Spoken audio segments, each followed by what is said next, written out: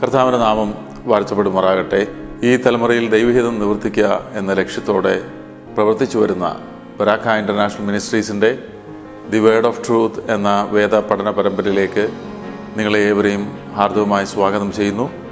കഴിഞ്ഞ നാളുകളിൽ ഈ പ്രവർത്തന മുഖാന്തരം അനേകരുടെ ആത്മീയ ജീവിതത്തിന് ഉന്നമനം ലഭിച്ചിട്ടുണ്ട് എന്നുള്ളത് ഞങ്ങൾ മനസ്സിലാക്കുന്ന ഒരു വസ്തുതയാണ്. അനേകരുടെ പ്രാർത്ഥനാ വിഷയങ്ങളിൽ നിന്ന് പ്രാർത്ഥിപ്പാനും അനേകരുടെ ആത്മീയമായിട്ടുള്ള ചോദ്യങ്ങൾക്ക് ഉത്തരം പറഞ്ഞു കൊടുക്കുവാനും അത് അവരുടെ ആത്മീയ ജീവിതത്തിന് വളർച്ചയ്ക്ക് നിദാനമായി തീർന്നു എന്നുള്ളതും ഞങ്ങൾ മനസ്സിലാക്കുന്നു. തുടർന്നും ഈ പ്രവർത്തനം ദൈവഹിത പ്രകാരം മുന്നോട്ട് കൊണ്ടുപോകാൻ ഞങ്ങൾ കർത്താവിൽ ശരണപ്പെടുന്നു. കഴിഞ്ഞ നാളുകൾ ഈ പ്രവർത്തനത്തെ ഓർത്ത് പ്രാർത്ഥിച്ച എല്ലാ പ്രിയപ്പെട്ടവർക്കും ഞങ്ങൾ നന്ദി പറയുന്നു. ഇന്നും നമുക്ക് വേദ പഠനത്തിലേക്ക് ശ്രദ്ധ തിരിക്കാം. പാസ്റ്റർ ജെയ്സ് ജോസഫ് തുടർന്ന് ദൈവവചനം ശുശ്രൂഷിക്കുന്നതാണ്. കർത്താവിൻ്റെ നാമം വാഴ്ത്തപ്പെടുമാറാകട്ടെ.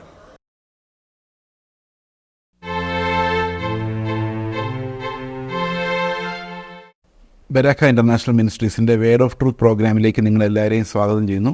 കർത്താവായ യേശുക്രിസ്തുവിൻ്റെ നാമത്തിലുള്ള സ്നേഹവന്ദനത്തെ അറിയിക്കുന്നു. നമ്മൾ രക്ഷയുടെ ഉപദേശങ്ങളെക്കുറിച്ച് essential doctrines pertaining to our salvation ആണ് നമ്മൾ കഴിഞ്ഞ ദിവസം തൊട്ട് ഇന്നലെ മുതൽ നമ്മൾ പറഞ്ഞ് തുടങ്ങിയത്. ഞാൻ ഇന്നലെ നിങ്ങളോട് പറഞ്ഞത് പ്രധാനമായിട്ടും നമ്മൾ ദൈവത്തെ അന്വേഷിക്കുന്നത് നമ്മുടെ സക്സസ്സിന് വേണ്ടി, കോമൺ ഗ്രേസിന് വേണ്ടിയും അന്വേഷിക്കുന്നു എന്നുള്ളതാണ്. അത് സാധാരണഗതി ലോകത്ത് എല്ലാ മതങ്ങളിലും ഉള്ള ഒരു പ്രത്യേകതയാണ്. ഏത് മതത്തിലെയും ഭക്തരായ ആളുകളിൽ വലിയൊരു പങ്കും കോമൺ ഗ്രേസ് അന്വേഷിക്കുന്നവരാണ്. അതെല്ലാ മതങ്ങളിലുമുണ്ട്. കാരണം ദൈവം പ്രകൃതിയിൽ നമ്മുടെ ഓരോരുത്തരുടെയും ജീവിതത്തിൽ അവനെ തന്നെ വെളിപ്പെടുത്തിയിട്ടുള്ളത് കൊണ്ട് ദൈവം ആരാണെന്ന് അറിയില്ലെങ്കിലും ഇങ്ങനെയുള്ള അനുഗ്രഹങ്ങൾ തരുന്ന ആളാണ് എന്ന് പലപ്പോഴും ആളുകൾ വിശ്വസിക്കുന്നുണ്ട്. അതുകൊണ്ടാണ് മതങ്ങൾ ഉണ്ടാകുന്നത്. ദൈവം തരുന്ന ഈ കോമൺ അനുഗ്രഹങ്ങൾ മതങ്ങൾ ഉണ്ടാകുന്നതിനൊരു കാരണമാണ്. ദൈവത്തെ ആളുകൾ അന്വേഷിക്കുന്നതിനൊരു കാരണമാണ്. കാരണം ദൈവം ഇല്ലെങ്കിൽ ഇവിടെ ഒന്നും നടക്കുകയില്ലെന്ന് എല്ലാ മനുഷ്യൻ്റെയും ഉള്ളിൽ ഒരു വെളിപ്പാട് വരുന്നത് ഈ ദൈവം ഈ ലോകത്ത് ചെയ്തിരിക്കുന്ന നന്മകളുടെ അടിസ്ഥാനത്തിലാണ്. നിങ്ങൾ ഏത് മതത്തിൽ നോക്കിയാലും ഈ രണ്ട് തരം ആൾക്കാരെ നമുക്ക് കാണാൻ പറ്റും. ഹൈന്ദവ വിശ്വാസമനുസരിച്ച് പലതരത്തിലുള്ള ആൾക്കാരുണ്ട്. പലതരത്തിലൊരു വിശ്വാസത്തെ പ്രകടിപ്പിക്കാറുണ്ട്. അവിടെ ഈ സാമാന്യ അനുഗ്രഹങ്ങൾക്ക് വേണ്ടിയുള്ള പ്രാർത്ഥനകളും ജപങ്ങളും എല്ലാം ഉള്ളപ്പോൾ തന്നെ അതൊന്നും വേണ്ട എന്നും പറഞ്ഞ് ഹിമാലയങ്ങളിലൊക്കെ പോയി സത്യം അന്വേഷിച്ച് തപസ് ചെയ്യുന്ന ആളുകളുമുണ്ട്. അപ്പോൾ ഒരു മതത്തിൽ തന്നെ പലതരത്തിലുള്ള ആളുകളുണ്ട്. ശരിക്കും പറഞ്ഞു കഴിഞ്ഞാൽ എല്ലാ മതങ്ങളിലും ക്രിസ്ത്യാനിറ്റിക്ക് വെളിയിൽ, അതായത് ക്രിസ്തുവിന് വെളിയിൽ, ക്രിസ്ത്യാനിറ്റി എന്നോ മതമെന്നോ പറഞ്ഞതല്ല, ക്രിസ്തുവിന് വെളിയിലുള്ള എല്ലാ മതങ്ങളിലെയും പ്രധാന തീമെന്ന് പറയുന്നത് എല്ലാവരെയും സംബന്ധിച്ചും അത് കോമൺ അനുഗ്രഹങ്ങളാണ്, സാമാന്യ അനുഗ്രഹമാണ്, ബുദ്ധിയാണ്, ജ്ഞാനമാണ്, അല്ലെങ്കിൽ സമ്പത്താണ്, നിലനിൽപ്പാണ്, നമ്മുടെ പ്രശ്നങ്ങളുടെ ഉത്തരമാണ്. ഇങ്ങനെയുള്ള അനേകം ഫിലോസോഫിക്കൽ അല്ലെങ്കിൽ എക്സിസ്റ്റൻഷ്യൽ ആയിട്ടുള്ള, അതായത് തത്വചിന്താപരമോ നമുക്ക് ജീവിക്കാൻ ആവശ്യമായിട്ടുള്ള ഉത്തരങ്ങളെ അന്വേഷിച്ചാണ് ഈ ആളുകളെല്ലാവരും മതത്തിൻ്റെ ഭാഗമാകുന്നത്. ഭയന്നിട്ടാണ്, ഒരു വലിയ പങ്കാൾക്കാരും ഭയന്നിട്ടാണ് മതത്തിൻ്റെ പങ്കാളികളാകുന്നത്, മതത്തിൽ പങ്കെടുക്കുന്നത്, ദൈവത്തെ വിശ്വസിക്കുന്നത്. കാരണം ദൈവത്തെ പ്രസാദിപ്പിച്ചില്ലെങ്കിൽ ഞങ്ങൾക്ക് അപകടമുണ്ടാകുമെന്നുള്ള പേടി എല്ലാ മതങ്ങളിലും ഒരു കോമൺ ഫാക്ടറാണ്. ക്രിസ്ത്യാനിറ്റിയിലും അതാ ഒരു കോമൺ ഫാക്ടർ നമുക്ക് കാണാം. പൈസ കൃത്യമായിട്ട് പാസ്റ്ററിന് കൊടുത്തില്ലെങ്കിൽ ദൈവം ശിക്ഷിക്കും എന്നൊരു ഭയം. ഇതൊരു അടിമത്തമാണ്. ആ അടിമ ഭയം സകല മനുഷ്യരിലും വ്യാപരിക്കുന്നുണ്ട്. അതുകൊണ്ട് കോമൺ ഗ്രേസ് എന്ന് പറയുന്നത് ഞാൻ ഇന്നലെ പറഞ്ഞതുപോലെ എല്ലാ മതങ്ങളുടെയും ഒരു കോമൺ ഫാക്ടറാണ്. എല്ലാ മതങ്ങളിലും അതുണ്ട്. എന്നാൽ ഇന്ത്യയിലെ ഹൈന്ദവ മതത്തിൽ അതിന് വലിയ പ്രാധാന്യം അവർ കൊടുത്തിട്ടില്ല. കാരണം അവർ കർമ്മം എന്നതിൽ വിശ്വസിക്കുന്നതുകൊണ്ടും ദൈവം മനസ്സിലാക്കുന്ന വേറെ രീതിയിലായതുകൊണ്ടും ദൈവത്തെക്കുറിച്ചുള്ളൊരു അന്വേഷണം എപ്പോഴും തുടരുന്നതുകൊണ്ടും അവിടെ വളരെ കുറച്ച് ആൾക്കാർ മാത്രമാണ് ഈ ദൈവത്തെ അവനവൻ്റെ ഈ കാര്യസാധ്യത്തിന് വേണ്ടി ഉപയോഗിക്കുന്നത്. വളരെ കുറച്ച് ആൾക്കാരെന്നുള്ളതല്ല, ഒരു വിഭാഗം മാത്രമാണ്. അങ്ങനെയുള്ളവർ പൂജകളും കർമ്മങ്ങളും ഒക്കെ ചെയ്യുമ്പോഴും ബാക്കിയുള്ള ആൾക്കാർ ജ്ഞാനത്തിലൂടെ ദൈവത്തെ അന്വേഷിക്കാനാണ് പരിശ്രമിക്കുന്നത്. ക്രിസ്ത്യാനിറ്റിയെ സംബന്ധിച്ച് യേശുക്രിസ്തുവിലുള്ള വിശ്വാസം എന്ന് പറയുന്നത് നമുക്ക് സൗജന്യമായി ലഭിക്കപ്പെടുന്ന വിശ്വാസം നമ്മളെ എങ്ങനെയാണ് ഈ ലോകത്തിൻ്റെ പാപത്തിൽ നിന്നും നമ്മുടെ തന്നെ നാശത്തിൽ നിന്നും എന്നേക്കുമുള്ള ശിക്ഷാവിധിയിൽ നിന്നും നമ്മളെ രക്ഷിക്കുന്നത് എന്നുള്ളത്, സാമാന്യ അനുഗ്രഹങ്ങൾക്കപ്പുറത്തേക്ക് ദൈവം നമ്മളെ എങ്ങനെയാണ് യേശുക്രിസ്തുവിനെ പോലെ ആക്കി, പിതാവിൻ്റെ മക്കളാക്കി, സ്വർഗത്തിലെ നിത്യദേശത്തിൻ്റെ അവകാശികളാക്കി നമ്മളെ മാറ്റുന്നു എന്നുള്ള വെളിപ്പാടാണ് ക്രിസ്ത്യാനിറ്റിയെ മറ്റെല്ലാ വ്യവസ്ഥകളിൽ നിന്നും വ്യത്യസ്തമാക്കുന്നത്. ഇനി നമുക്ക് രക്ഷയുടെ ഘട്ടങ്ങളെക്കുറിച്ച് നമുക്കൊന്ന് ചിന്തിക്കാം. അവിടെ ചിന്തിച്ചാണ് നമ്മൾ ആരംഭിക്കുന്നത്. എങ്ങനെയാണ് ദൈവം രക്ഷ നടപ്പാക്കുന്നത്? നമുക്കറിയാം, നമ്മുടെ രക്ഷ യേശുക്രിസ്തു കാൽവരി ക്രൂശിൽ ഒരിക്കലായി അർപ്പിച്ച ഏകയാഗത്തിൻ്റെ ഫലമാണ്. ഒരിക്കലായി അർപ്പിച്ച യാഗം, തൻ്റെ ശരീരത്തെ യാഗമർപ്പിച്ച് ആ കുഞ്ഞാട്, ലോകത്തിൻ്റെ പാപത്തെ ചുമക്കുന്ന ദൈവത്തിൻ്റെ കുഞ്ഞാട് തന്നെത്താൻ ഏൽപ്പിച്ചു കൊടുക്കുകയും താൻ തന്നെ മഹാപുരോഹിതനായിരുന്ന് തൻ്റെ തന്നെ രക്തവുമായി വിശുദ്ധ മന്ദിരത്തിലേക്ക് പ്രവേശിച്ച് എന്നേക്കുമുള്ള ഒരു വീണ്ടെടുപ്പ് സാധിപ്പിച്ച യേശുക്രിസ്തുവിൻ്റെ യാഗത്തെയാണ് ശരിക്കും നമ്മുടെ രക്ഷയുടെ അടിസ്ഥാനമായിട്ട് നമ്മൾ കാണുന്നത്. അതുകൊണ്ടാണ് നമ്മൾ രക്ഷപ്പെട്ടത്. അതുകൊണ്ട് എപ്പോഴും കർത്താവിന് സ്തോത്രം എന്ന് നമ്മൾ പറയുന്നത്, കർത്താവ് നമ്മളെ രക്ഷിച്ചു. യേശുക്രിസ്തു ആരാണെന്നുള്ള ഉപദേശം നമ്മൾ ഓൾറെഡി പറഞ്ഞു.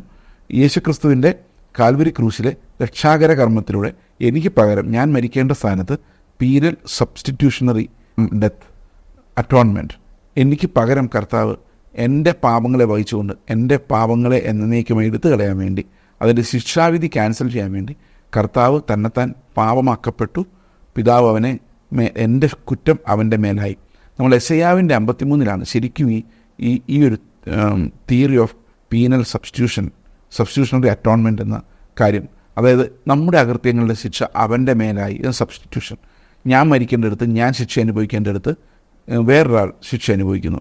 അത് ദൈവം തന്നെ ഇറങ്ങി വന്നത് അനുഭവിക്കുന്നു. കാരണം ഇത് സെറ്റിൽ ചെയ്യാൻ ദൈവത്തിന് മാത്രമേ സാധിക്കുമായിരുന്നുള്ളൂ. അപ്പോൾ അതിൻ്റെ അടിസ്ഥാനത്തിലാണ് എങ്കിലും നമ്മൾ രക്ഷയെക്കുറിച്ച് കാണുമ്പോൾ നമ്മുടെ ലൈഫിലേക്ക് നോക്കുമ്പോൾ നടക്കുന്ന പ്രധാനപ്പെട്ട സംഭവങ്ങൾ എന്തൊക്കെയാണ്. ചിലപ്പോൾ നമുക്കത് കാണാൻ പറ്റുന്ന കാര്യങ്ങളുമുണ്ട്, കാണാൻ പറ്റാത്ത കാര്യങ്ങളുമുണ്ട്. ഇതെന്തൊക്കെയാണ് എന്ന് നമുക്കൊന്ന് നോക്കാം. ഒന്നാമത്തെ കാര്യം, നമ്മളെ രക്ഷിക്കുവാനുള്ള ദൈവത്തിൻ്റെ തീരുമാനമാണ്. അതാണ് ഫസ്റ്റ്. ദൈവത്തിൽ നിന്നാണ് രക്ഷ ആരംഭിക്കുന്നത്. God decides to save those who believe in his son. തൻ്റെ പുത്രനിൽ വിശ്വസിക്കുന്നവരെ ദൈവം രക്ഷിക്കുവാൻ തീരുമാനിക്കുന്നു. അപ്പോൾ പുത്രനിൽ വിശ്വസിക്കുന്ന ആളുകളെ ദൈവം പുത്രനിൽ തിരഞ്ഞെടുക്കുന്നു. എന്നേക്കുമായുള്ള ഒരു തിരഞ്ഞെടുപ്പ് പുത്രനിലൂടെ, അതായത് God's election of his people. യേശുക്രിസ്തുവിൽ വിശ്വസിക്കുന്നവരെ പുത്രനിലൂടെ എന്നേക്കുമായി ദൈവം തനിക്കായി തിരഞ്ഞെടുക്കുന്നു. ഇതാണ് രക്ഷയുടെ തുടക്കം എന്ന് പറയുന്നത്. കാരണം ആരെല്ലാം ക്രിസ്തുവിൽ വിശ്വസിക്കുന്നോ അവരെല്ലാം ദൈവം നിത്യരക്ഷയ്ക്കായി തിരഞ്ഞെടുക്കുന്നു.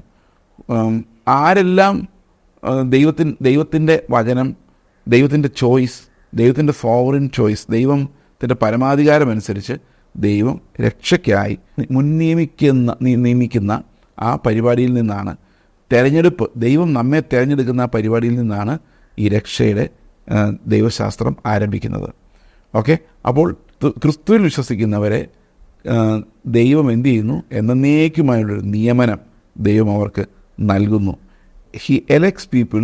പക്ഷെ അതൊരിക്കലും മനുഷ്യൻ്റെ മെറിറ്റ് വെച്ചല്ല ദൈവം നമ്മളെ തിരഞ്ഞെടുക്കുന്നത്. ദൈവത്തിൻ്റെ ജ്ഞാനം വെച്ചിട്ടാണ്, ദൈവത്തിൻ്റെ സ്വന്തം പ്രിറോഗേറ്റീവ് വെച്ചിട്ടാണ്. അതിനുള്ള ഒരു കാരണവും നമ്മളിലില്ല. ഇപ്പം എന്നെ നോക്കിയാൽ എന്നെ തിരഞ്ഞെടുക്കാനുള്ള ഒരു റീസണും എൻ്റെ മേലില്ല.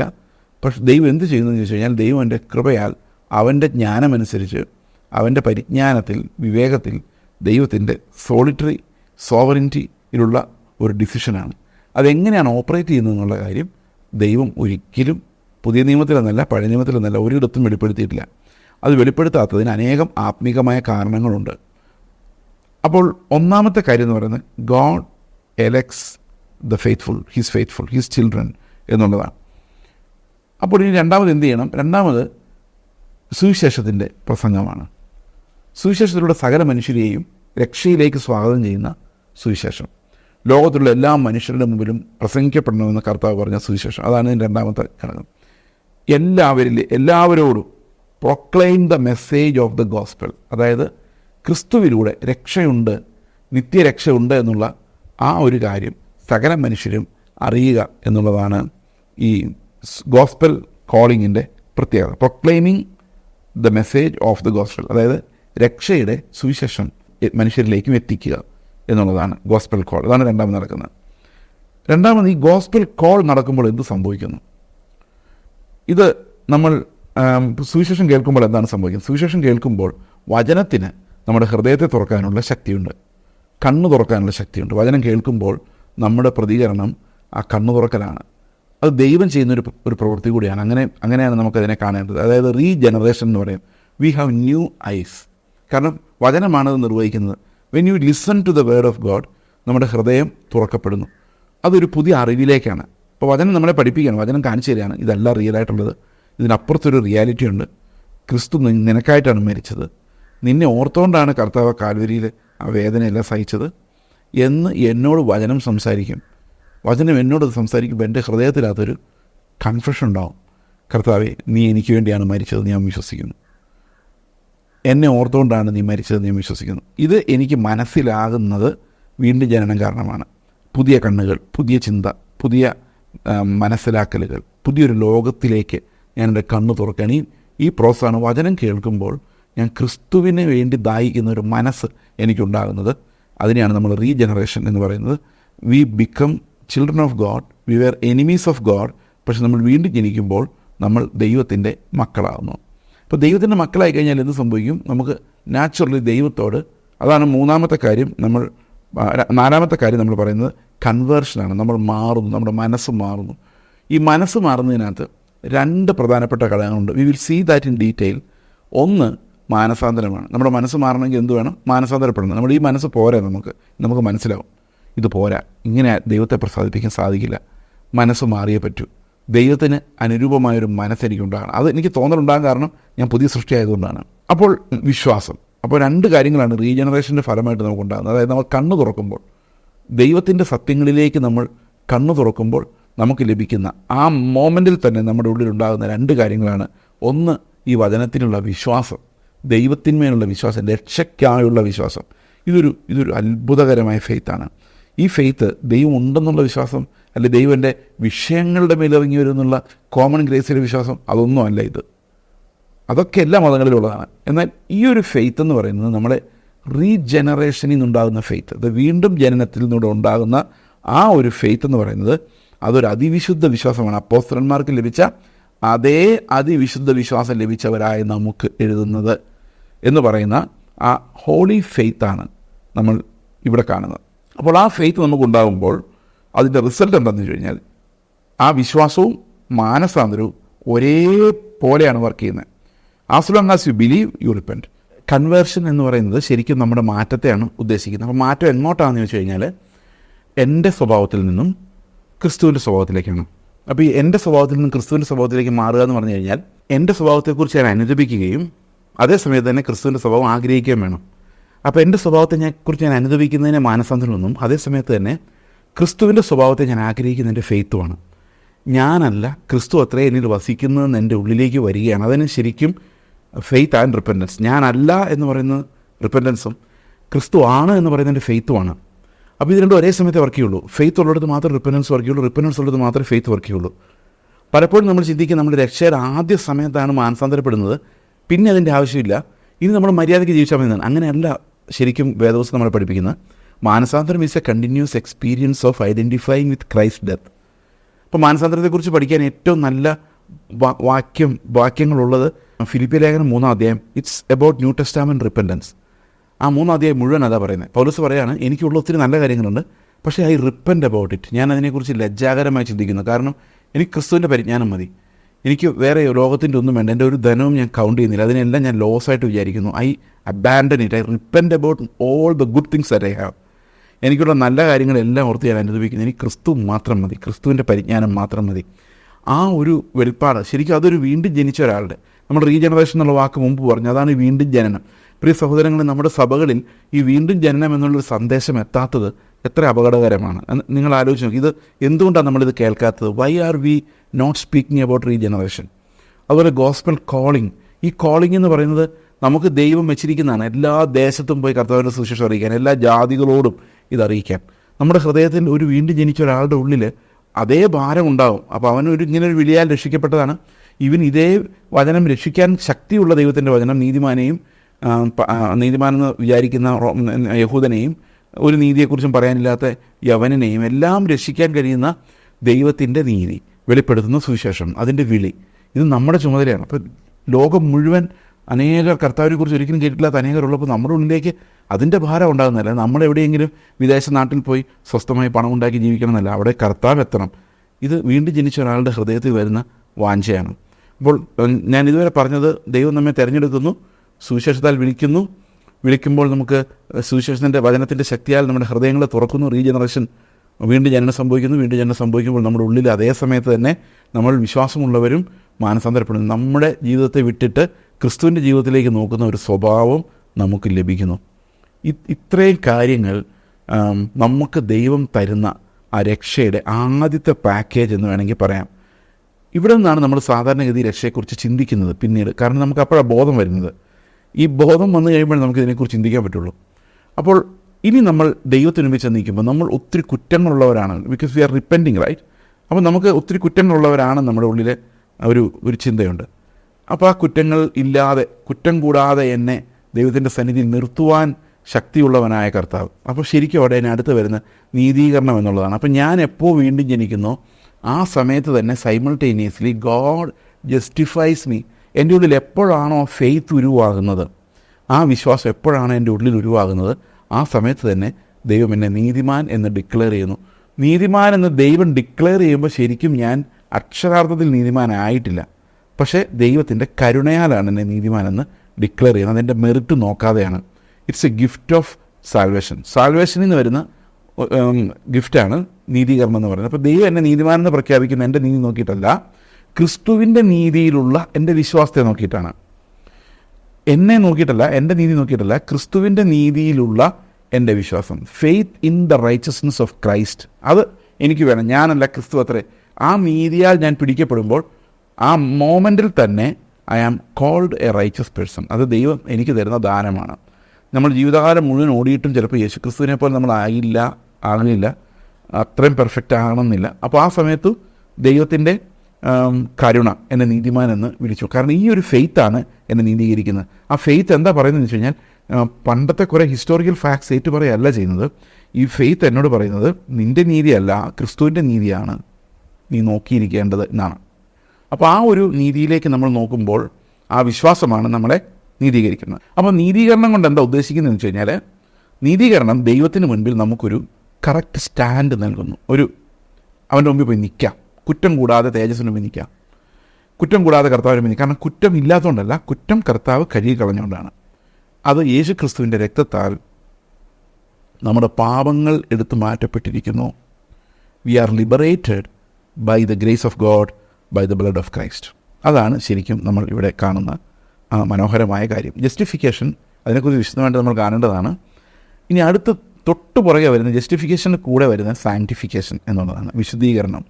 വിശുദ്ധീകരണം എന്ന് പറഞ്ഞു കഴിഞ്ഞാൽ പല ആൾക്കാരും നമ്മൾ ഇന്നത്തെ സഭകളിൽ ചിന്തിക്കുന്നത് ഒരു പ്രത്യേക രീതിയിലുള്ള ജീവിത രീതിയിലേക്ക് പോകുക എന്നുള്ളതാണ്. അതായത് ഇങ്ങനെ രാവിലെ എഴുന്നേറ്റ് പ്രാർത്ഥിക്കുക, മറ്റൊന്നും കാണാതിരിക്കുക, ടി വി ഒന്നും വയ്ക്കാതിരിക്കുക, മീശ വയ്ക്കാതിരിക്കുക, അല്ലെങ്കിൽ പ്രത്യേക രീതിയിൽ വസ്ത്രധാരണം നടത്തുക, പ്രത്യേക രീതിയിൽ സംസാരിക്കുക, എപ്പോഴും സ്തോത്രം പറഞ്ഞുകൊണ്ടിരിക്കുക. ഇതൊക്കെയാണ് വിശുദ്ധി എന്നാണ് ആൾക്കാർ വിചാരിക്കുന്നത്. പക്ഷേ വിശുദ്ധീകരണം എന്ന് പറയുന്നത് ശരിക്കും നമ്മൾ ചെയ്യുന്ന ഒരു കാര്യമല്ല, അത് നമ്മുടെ സ്വഭാവമാണ്. നമ്മുടെ ഹൃദയമാണ് വിശദീകരിക്കപ്പെടുന്നത്. അതായത് നമ്മുടെ ക്യാരക്ടർ മാറിപ്പോവാണ്. ഈ വിശുദ്ധീകരണം എന്ന് പറയുമ്പം എപ്പോഴും നമ്മുടെ മൈൻഡ് സ്റ്റക്കായിരിക്കുന്നത് പുറമേയുള്ള വിശുദ്ധീകരണത്തെക്കുറിച്ചാണ്. അതായത് പുറമേ നമ്മൾ അങ്ങനെ ചെയ്യില്ല, ഇങ്ങനെ ചെയ്യരുത്, ഡൂസ് ആൻഡ് ഡോൺസ്. പക്ഷേ ശരിക്കും വിശുദ്ധീകരണം സംഭവിക്കുന്നത് പുറത്തല്ല, അകത്താണ്. അകത്ത് സംഭവിക്കുമ്പോൾ അത് പുറത്തും വരും. എന്താ അകത്ത് സംഭവിക്കുന്നത്? അകത്ത് സംഭവിക്കുന്നത് നമുക്ക് ലോകത്തോടല്ല, ക്രിസ്തുവിനോടാണ് സ്നേഹം എന്നുള്ളത് എൻ്റെ ഹൃദയത്തിലേക്ക് വരും. അതായത് I am not living to gain anything in the world, I am living to gain Christ. ഇതാണ് നമ്മുടെ മാറിയ മനസ്സ്. ഈ മാറിയ മനസ്സാണ് വിശദീകരിക്കപ്പെട്ട മനസ്സ്. ഇവിടെ ഒരു മനുഷ്യൻ വെള്ളവസ്ത്രം ധരിച്ചുകൊണ്ട് ആൾക്കാരെ പറ്റിക്കുന്നു, മറ്റേയാൾ വെള്ളവസ്ത്രം ധരിക്കാതെ മീശ വെച്ചുകൊണ്ട് കൊമ്പമീശയുമായിട്ട് നടന്ന് ആൾക്കാരെ പറ്റിക്കുന്നു. രണ്ടുപേരും ആരാ വിശുദ്ധൻ? രണ്ടുപേരും വിശുദ്ധരല്ല. രണ്ടുപേരും ലോകത്തിന് വേണ്ടി ഓടുന്നു, രണ്ടുപേരും ഒരേ വിഷയം പ്രാർത്ഥിക്കുന്നു, രണ്ട് ദൈവങ്ങളോട്. രണ്ടുപേർക്കും ഒരേ സ്വഭാവമാണ്, രണ്ട് സഭയിലാണ് പോകുന്നത്. ഈ സഭയിൽ പോകുന്നയാൾ സിനിമ കാണുന്നില്ല, കള്ളുപിടിക്കുന്നില്ല, സിഗരറ്റ് പിടിക്കുന്നില്ല, ക്ലീനായിട്ട് ജീവിക്കുന്നു. മറ്റേ ആൾ അതൊക്കെ ചെയ്യുന്നുണ്ട്, പക്ഷേ അയാൾക്കും ഇയാൾക്കും വേണ്ടത് ലോകമാണ്, അയാൾക്കും ഇയാൾക്കും വേണ്ടത് പണമാണ്, അയാൾക്കും ഇയാൾക്കും വേണ്ടത് സക്സസ് ആണ്. അപ്പോൾ വിശുദ്ധീകരണമായിട്ടില്ല. കാരണം വിശുദ്ധീകരണം എന്ന് പറയുന്നത് നമ്മുടെ ആന്തരിക നേച്ചറിനെ മാറ്റുന്നതാണ്. ശരിക്കും വിശുദ്ധീകരണത്തെക്കുറിച്ചുള്ള വിശുദ്ധീകരണം ബൈബിളിൽ ആരംഭിക്കുന്നത് എഫെസ്യ ലേഖനം 3 തൊട്ടാണ്, 3:16 തൊട്ടാണ്. അതുവരെയുള്ള ഭാഗങ്ങൾ നീതീകരണത്തെക്കുറിച്ചാണ് പറയുന്നത്. അവിടെ ഭാഷയും അതോടെ വ്യത്യാസം വരും. അതുവരെയും കർത്താവ് നമ്മളെ രക്ഷിച്ച കാര്യം, നീതീകരിച്ച കാര്യം, സൗജന്യമായി നമ്മളെ നീതീകരിച്ച കാര്യം എഫെസ്യർ 3 വരെ പറഞ്ഞിട്ട് പിന്നീട് അങ്ങോട്ട് പറയുന്ന മുഴുവൻ നമ്മുടെ വിശുദ്ധീകരണത്തെക്കുറിച്ചാണ്. അപ്പോൾ അപ്പോസ്തലിക ലേഖനങ്ങളുടെ ആദ്യ ഭാഗങ്ങളിൽ കാണുന്ന പോലെയല്ല രണ്ടാമത്തെ ഭാഗങ്ങളിൽ കാണുന്നതെന്ന് പറഞ്ഞു കഴിഞ്ഞാൽ എഫെസ്യ ലേഖനം 3 ശേഷമുള്ള ഭാഷ വ്യത്യാസമാണ്. ആ വ്യത്യസ്തത എന്ന് പറയുന്നത് അത് വിശുദ്ധീകരണത്തെക്കുറിച്ച് പറയുന്നു എന്നുള്ളതാണ്. എബ്രായ ലേഖനമായാലും യോഹന്നാൻ്റെ ലേഖനമായാലും ഇതെല്ലാം നമ്മുടെ സാങ്ക്ടിഫിക്കേഷനെ കുറിച്ചാണ് പറയുന്നത്. നമ്മുടെ മൈൻഡ് മാറുന്നതിനെക്കുറിച്ചാണ് ശരിക്കും അവിടെയുള്ള പ്രധാനപ്പെട്ട കൺസേൺ. അപ്പോൾ ജസ്റ്റിഫിക്കേഷൻ നടക്കുന്ന ഉടനെ, സാങ്ക്ടിഫിക്കേഷൻ നടക്കുന്നതിന് മുമ്പ് തന്നെ ആ ജസ്റ്റിഫിക്കേഷൻ നടക്കുന്നതിൻ്റെ കൂടെ നടക്കുന്ന ഒരു കാര്യമാണ് അഡോപ്ഷൻ, ദത്തെടുപ്പ് എന്ന് പറയുന്നത്. അപ്പോൾ നമുക്ക് ആ ഓർഡർ ഒന്നും കൂടെ ഒന്ന് പരിശോധിച്ച് നോക്കാം. തെരഞ്ഞെടുപ്പ്, അതുപോലെ സുവിശേഷത്തിൻ്റെ വിളി, വീണ്ടും ജനനം, നമ്മുടെ മാറ്റം, മനംമാറ്റം, ഓക്കെ, നീതീകരണം, നമ്മുടെ ദൈവത്തിൻ്റെ മക്കളായി ദത്തെടുക്കുന്ന ആ പ്രോസസ്സ്. അതായത് ആരെല്ലാം പുത്രത്വത്തിൻ്റെ ആത്മാവിനെ പ്രാപിച്ചിട്ടുണ്ടോ അവരെല്ലാം ദൈവത്തിൻ്റെ മക്കളാണ്. ആരെല്ലാം പുത്രത്വത്തെ അനുഭവിക്കുന്നുണ്ടോ അവരെല്ലാവരും ദൈവത്തിൻ്റെ മക്കളാണ്. അത് നാച്ചുറൽ മക്കളല്ല, നാച്ചുറലി നമ്മൾ ശത്രുക്കളാണ് സ്വാഭാവികമായി. എന്നാൽ ദൈവം നമ്മളെ മക്കളാക്കി മാറ്റിയിരിക്കുന്നു. അതുകൊണ്ട് നമ്മളെ ദത്ത് മക്കളായിട്ടാണ് വേദപുസ്തകം കാണുന്നത്. അപ്പോൾ നമ്മളെ ദത്തെടുത്തിരിക്കുന്നു. ദത്തെടുത്ത മക്കളെ കർത്താവ് എന്ത് ചെയ്യുന്നു? വിശുദ്ധീകരിക്കുന്നു. അപ്പോൾ ദൈവം വിശുദ്ധീകരിക്കുന്നവൻ്റെ മക്കളെയാണ്. ദൈവം വിശുദ്ധീകരിക്കുന്ന റോഡിൽ പോകുന്ന ആൾക്കാരെ എല്ലാവരെയും അല്ല. എന്ന് പറഞ്ഞു കഴിഞ്ഞാൽ ആരൊക്കെ വിശ്വസിക്കുന്നോ, ആരൊക്കെ മക്കളായി മാറി അവർക്ക് മാത്രമേ വിശുദ്ധീകരണം ഉണ്ടാകുന്നുള്ളൂ. അപ്പോൾ നീതീകരണം ലഭിച്ചവർക്ക് മാത്രമാണ് വിശുദ്ധീകരണം ഉണ്ടാകുന്നത്. അപ്പോൾ ഈ ഒരു രക്ഷാ അനുഭവം പ്രാപിച്ച ആൾക്കാരെ ദൈവം കൃത്യമായും വിശുദ്ധീകരിക്കും. അതിനുവേണ്ടി അവരെ പലവിധ ദുഃഖങ്ങളിലൂടെയും വിഷമങ്ങളിലൂടെയും എക്സാമിനേഷൻസിലൂടെയും സക്സസ്സിലൂടെയും എല്ലാം പറഞ്ഞുവിടും. ഇങ്ങനെ പലവിധമായ കഷ്ടങ്ങളിലൂടെയാണ് നമ്മൾ ഈ വിശുദ്ധീകരണത്തിൻ്റെ ഓട്ടം പൂർത്തിയാക്കുന്നത്. അപ്പോൾ ദൈവം തീർച്ചയായിട്ടും രക്ഷിക്കപ്പെട്ട ഒരാളെ പലവിധമായ പരീക്ഷകൾക്കും പല രീതിയിലുള്ള ആളുകളുമായുള്ള ഇടപെടലുകളിലും പലവിധ ദുഃഖങ്ങളിലേക്ക് ഒക്കെ ഹാൻഡിൽ ചെയ്യാൻ, ക്രിസ്തുവിനെ പോലെ അതിനെ ഹാൻഡിൽ ചെയ്യാൻ പഠിപ്പിക്കും. ഈ ഒരു സ്കൂളാണ് ശരിക്കും സാങ്ക്ടിഫിക്കേഷൻ. അതിൻ്റെ എൻഡ് പ്രോഡക്റ്റ് എന്താണെന്ന് വെച്ച് കഴിഞ്ഞാൽ നമുക്ക് കർത്താവിനെ തന്നെ പ്രതിഫലമായി ലഭിക്കുന്നുള്ളതാണ്. അത് റോമാലേഖനം 8 പറയുന്നുണ്ട്. കർത്താവ് തന്നെയാണ് നമ്മുടെ പ്രതിഫലം. യേശുക്രിസ്തുവാണ് നമ്മുടെ ലക്ഷ്യം, പ്രതിഫലവും ആഗ്രഹവും നമ്മുടെ സമ്പത്തും എല്ലാം ആ ഒരു വ്യക്തിയാണ്. അപ്പോൾ ശരിക്കും വിശുദ്ധീകരണം എന്തിനു വേണ്ടിയെന്ന് വെച്ച് കഴിഞ്ഞാൽ ക്രിസ്തുവിനെ ലഭിക്കുന്നതിന് വേണ്ടിയാണ്. അല്ലാതെ നമ്മൾ ഒരു സ്ട്രേഞ്ച് മുഖം കാണിച്ച് മറ്റുള്ളവരിൽ നിന്നെല്ലാം വ്യത്യസ്തരായി നടന്നാൽ പോരാ. ശരിക്കും ഒരു മതം പെട്ടെന്ന് തന്നെ കാണുമ്പോഴേക്കും അയാൾ ഇന്ന മതത്തിലെ ആളാണ്, ഇന്ന സഭയിലെ ആളാണെന്ന് പറയിപ്പിക്കുന്നതാണ് വിശുദ്ധി എന്ന് പല ആൾക്കാരും വിചാരിക്കുന്നത്. അതൊരു ഡീനോമിനേഷണൽ ഐഡൻറ്റിഫിക്കേഷനാണ്. ശരിക്കും ക്രിസ്തുവിൻ്റെ സ്വഭാവമുള്ള ആളാണെന്ന് ഒരാൾ പറയണ്ടേ? അങ്ങനെ പറയുമ്പോഴാണ് നമ്മൾ ശരിക്കും വിശദീകരിക്കപ്പെട്ടു എന്നുള്ളതിൻ്റെ എക്സ്റ്റേണലായിട്ട് എന്തെങ്കിലുമൊക്കെ ഉണ്ടെന്ന് പറയാൻ പറ്റുന്നത്. അതായത് we approach the nature of Christ. ശരിക്കും വീണ്ടും ജനിച്ച ഒരാൾക്ക് അതിൽ കൂടുതൽ വലിയൊരു ആഗ്രഹമൊന്നുമില്ല. ശരിക്കും അവൻ്റെ ആഗ്രഹം അവൻ്റെ നീതി നാട് മുഴുവൻ പ്രസിദ്ധമാണെന്നോ, ഫേമസ് ആകണമെന്നോ, കാശുണ്ടാക്കണമെന്നോ, സമ്പത്തുണ്ടാക്കണമെന്നോ, ലോകത്തിൽ എന്തെങ്കിലും എൻജോയ് ചെയ്യണമെന്നോ അല്ല. അവരുടെ ആഗ്രഹം ഒന്ന് മാത്രമേ ഉള്ളൂ, Christ alone. Only Christ can satisfy a thirsty soul. വേറെ ഒരു ആൾക്കും അത് സാധ്യമല്ല എന്നുള്ളതാണ് നമ്മൾ മനസ്സിലാക്കേണ്ട കാര്യം. ഓക്കെ, ഇനി നമ്മൾ കാണേണ്ടത് വിശുദ്ധീകരണത്തിന് വേണ്ടി അതേ സമയത്ത് തന്നെ നമ്മൾ മനസ്സിലാക്കേണ്ട ഒരു കാര്യമാണ് പെർസിവിയറൻസ് എന്ന് പറയുന്ന ഭാഗം. ഒരു വിശ്വാസി ശരിക്കും ജെനുവിൻലി വിശ്വസിച്ചാൽ ജീവിതകാലം മുഴുവൻ അന്ത്യ മോമെൻ്റ് വരെ അവൻ പോരാടിക്കൊണ്ടിരിക്കുന്നതാണ്. അതായത് അന്ത്യം വരെയും പോരാട്ടം. ഈ പോരാട്ടം ദൈവത്തിൻ്റെ കൈകളിലാണ് നമ്മൾ ചെയ്യുന്നത്. അതായത് ദൈവത്തിൻ്റെ കൈ ഇരുന്നുകൊണ്ടാണ്. ഇത് ജീവിതത്തിൽ ഒരിക്കലും നമുക്ക് തീരുന്നില്ല. ഒരു വിശ്വാസി വീണ്ടും ജനിച്ച് ദൈവത്തിൻ്റെ മകനായി മാറിയ, മകളായി മാറിയ ഒരാൾക്ക് ജീവിതകാലം മുഴുവൻ വിശ്വാസത്തിന് വേണ്ടിയുള്ളൊരു പോരാട്ടമുണ്ട്. തോറ്റുപോകുന്നൊരു പോരാട്ടമല്ല, അത് ജയിക്കുന്നവരെ പോരാടിക്കൊണ്ടേയിരിക്കും. പാപത്തോടുള്ള ഈ പ്രതികരണം, ഒരു വിശ്വാസിയുടെ പ്രതികരണം, അത് ജീവിതകാലം മുഴുവൻ ഈ ലോകത്തോടുള്ള റെസിസ്റ്റൻസ് അവൻ്റെ ഉള്ളിൽ ഉണ്ടായിക്കൊണ്ടേയിരിക്കും. ഇത് ഒരു ജെനുവിൻ വിശ്വാസിയുടെ, ദൈവത്തിൻ്റെ മകൻ്റെ, നിത്യതയിൽ കർത്താവ് കണ്ടിട്ടുള്ള ഒരാളുടെ എവിഡൻസാണ്. അതെങ്ങനെ മനസ്സിലാകുന്ന വെച്ച് കഴിഞ്ഞാൽ അവൻ്റെ അന്ത്യകാലം വരെയുമുള്ള അതിതീവ്ര ഓട്ടം, അതിതീവ്ര അധ്വാനം. അത് ആരെങ്കിലും നിർബന്ധിച്ച് ചെയ്യിപ്പിക്കുന്നതല്ല, അതാ ഹൃദയപരിവർത്തനത്തിൽ നിന്ന് വരുന്നതാണ്. It's not his work per se. അത് രക്ഷയോട് കൂടിച്ചേർക്കുന്ന ഒരു വർക്കും നമുക്ക് പ്രൊഡ്യൂസ് ചെയ്യാൻ പറ്റില്ല. പക്ഷേ അവൻ്റെ മനസ്സ് ദൈവം മാറ്റുന്നതനുസരിച്ച് ആ മനസ്സ് മാറി എന്നുള്ളതിൻ്റെ തെളിവ് ഈ ജീവിതകാലം മുഴുവൻ കർത്താവിൻ്റെ വിശുദ്ധിക്ക് വേണ്ടിയുള്ള ഒരു കഠിനാധ്വാനമാണ്. ഇനി 2 കാര്യങ്ങൾ കൂടിയുണ്ട് ഈ രക്ഷയുടെ ഓർഡറിൽ സംഭവിക്കേണ്ടത്. അത് നമ്മുടെ മരണമാണ്. ഇനി അടുത്തത്, പല ആൾക്കാരും വിചാരിക്കുന്ന മരണം എന്ന് പറയുന്നത് പാപത്തിൻ്റെ ശമ്പളമെന്നാണ്. പാപത്തിൻ്റെ ശമ്പളമാണ്, ബൈബിളിൽ എഴുതിയിട്ടുണ്ട്. പാപത്തിൻ്റെ ശമ്പളമായിട്ടാണ് മരണം ഈ ലോകത്തിലേക്ക് വന്നത്. എന്നാൽ വീണ്ടും ജനിച്ച ഒരാൾക്ക് ഇനി പാപത്തിന് ശമ്പളമില്ല. കാരണം എന്താണ്? നമ്മുടെ പാപങ്ങളെല്ലാം കർത്താവ് കാൽവരി ക്രൂശിൽ വഹിച്ചു. അതുകൊണ്ടാണല്ലോ നമ്മൾ സ്വർഗ്ഗത്തിൽ പോകുന്നത്. അപ്പോൾ നമ്മൾ പിന്നെ എന്തിനാണ് മരിക്കുന്നത്? എത്രയോ നീതിമാന്മാരായ വിശുദ്ധന്മാരായ ആൾക്കാർ മരിക്കുന്നു. അവരുടെ പാപങ്ങൾ ക്ഷമിക്കപ്പെട്ടിട്ടും പാപത്തിൻ്റെ ശമ്പളമായ മരണം എന്ന് നമ്മൾ വിചാരിക്കുന്ന മരണത്തിലേക്ക് അവർ പോകുന്നു. പ്രിയ സഹോദരങ്ങളെ, ഒരു വിശ്വാസിയുടെ മരണം ഒരിക്കലും പാപത്തിൻ്റെ ശമ്പളമല്ല. പാപത്തിൻ്റെ ശമ്പളമായ മരണത്തിൻ്റെ പ്രത്യേകത അത് നമ്മളെ പാപത്തിന് അക്കൗണ്ടബിളാക്കി ശിക്ഷാവിധിക്ക് യോഗ്യരാക്കും എന്നുള്ളതാണ്. എന്നാൽ ഒരു വിശ്വാസി മരിക്കുമ്പോൾ അവൻ ശിക്ഷാവിധിക്ക് യോഗ്യനല്ലായാൽ അത് പാപത്തിൻ്റെ ശമ്പളമായ മരണമല്ല, അത് ദൈവത്തിൻ്റെ അടുത്തേക്കുള്ള നമ്മുടെ പ്രൊമോഷനാണ്. നമ്മുടെ ശരീരം തേജസ്കരണത്തിന് വേണ്ടി കാത്തിരിക്കും. ഈ മണ്ണിലേക്ക് അതിനെ വിടും. നമ്മൾ തേജസ്സിൻ്റെ കർത്താവിൻ്റെ അടുത്തേക്ക് പോകുന്ന ആ സെപ്പറേറ്റിംഗ് മോമെൻറ്റ്, അതാണ് ശരിക്കും മരണം. മരണം it's not a punishment, it's a promotion. നമ്മൾ ക്രിസ്തുവിൻ്റെ അടുത്തേക്കുള്ള ഒരു ട്രാൻസ്ലേഷനാണ്. We are translocated from here to there. അതിനെയാണ് നമ്മൾ മരണം എന്ന് പറയുന്നത്. അപ്പോൾ മരണം ഒരു ശിക്ഷാവിധിയായിട്ട് നമ്മൾ കാണാൻ പാടില്ല. അതാണ്. ഇനി ഒരു ഒറ്റ കാര്യം കൂടെ ഉള്ളൂ. കർത്താവിൻ്റെ കാഹളനാദം കേൾക്കുമ്പോൾ നമ്മൾ തേജസ്സോടെ എഴുന്നേറ്റ് അവൻ്റെ മുമ്പിൽ നിൽക്കും. ഇത് ഈ തേജസ്കരണം, ശരീരത്തിൻ്റെ തേജസ്കരണം, ആ തേജസ്കരണമാണ് ശരിക്കും നമ്മൾ കാത്തിരിക്കുന്ന പ്രത്യാശ. ഇപ്പോൾ പ്രത്യാശ എന്ന് പറയുന്നത് നമ്മുടെ രക്ഷയുടെ അന്തം വരെയും നിലനിൽക്കുന്ന കാര്യമാണ്. അപ്പോൾ എന്താണ് ഒരു രക്ഷയിൽ സംഭവിക്കുന്നത്? നമ്മൾ ഇത്തിരി വിശദമായിട്ട് കാണേണ്ട കാര്യങ്ങൾ ഞാൻ ഓർഡർ എന്താണ് എന്ന് പറഞ്ഞതേ ഉള്ളൂ. തെരഞ്ഞെടുപ്പ്, സുവിശേഷത്തിൻ്റെ വിളി, വീണ്ടും ജനനം, നമ്മുടെ മനംമാറ്റം, നീതീകരണം, ദത്തെടുപ്പ്, വിശുദ്ധീകരണം, മരണം, തേജസ്കരണം. പ്രിയ സഹോദരങ്ങളെ, എത്ര മനോഹരമായൊരു രക്ഷ ദൈവം നമുക്ക് തന്നിരിക്കുന്നു. ദൈവത്തെ നമുക്ക് സ്തോത്രം ചെയ്യാം. ഇതൊന്നും നമ്മുടെ മെറിറ്റ് കൊണ്ട് ലഭിക്കുന്നതല്ല, ദൈവത്തിൻ്റെ കരുണാദാനമാണ്. അവൻ എങ്ങനെയാണ് നൽകുന്നു?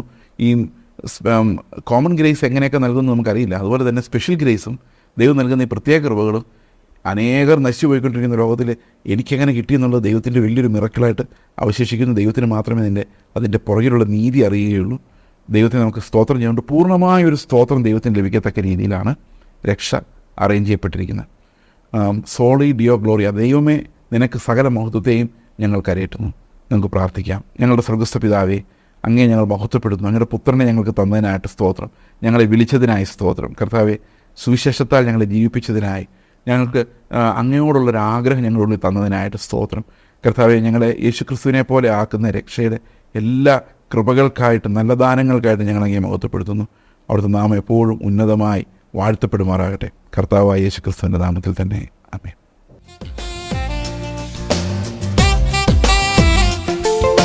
ക്രൂശിലെ ദിവ്യസ്നേഹം ഓർക്കുമ്പോൾ എങ്ങനെ ഞാൻ മൗനമായിടും?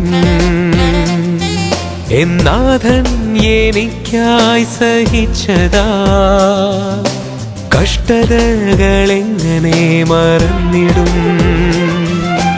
ക്രൂശിലെ ദിവ്യസ്നേഹം ഓർക്കുമ്പോൾ എങ്ങനെ ഞാൻ മൗനമായിടും? എന്നാഥൻ എനിക്കായി സഹിച്ചതാ കഷ്ടതകളെങ്ങനെ മറന്നിടും? വർണ്ണിക്കും ആ ദിവ്യ സ്നേഹത്തെ ആയുസ്സിൻ ദിനമൊക്കെയും, വർണ്ണിക്കും ആ ദിവ്യ സ്നേഹത്തെ ആയുസ്സിൻ ദിനമൊക്കെയും. ക്രൂശിലെ ദിവ്യ സ്നേഹം ഓർക്കുമ്പോൾ എങ്ങനെ ഞാൻ മൗനമായിടും? എന്നാഥൻ എനിക്കായി സഹിച്ചതാ കഷ്ടതകളെങ്ങനെ മറന്നിടും?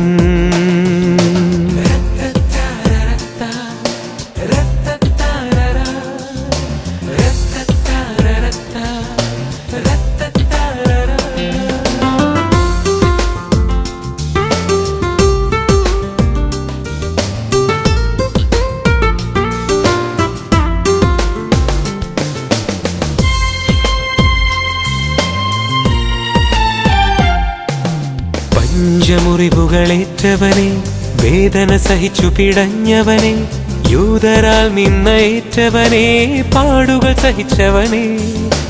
പഞ്ചമുറിവുകളേറ്റവനെ, വേദന സഹിച്ചു പിടഞ്ഞവനെ, യൂതരാൽ നിന്നേറ്റവനെ.